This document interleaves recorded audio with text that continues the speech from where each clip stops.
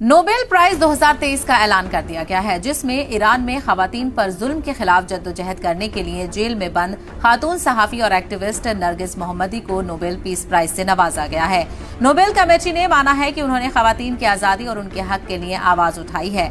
51 साल के नरगिस अब भी ईरान की ऐवान जेल में कैद हैं। उन्हें 31 साल की जेल और 154 कोड़ों की सजा सुनाई गई है। ईरान ने उनको सरकार के खिलाफ प्रोपेगेंडा फैलाने के इल्जाम में गिरफ्तार किया है। नोबेल मिलने के बाद नरगिस को 8.33 करोड़ का इनाम और एक गोल्ड मेडल दिया जाएगा। आपको बता दें कि नरगिस मोहम्मदी नोबेल पीस प्राइज जीतने वाली 19वीं खातून है।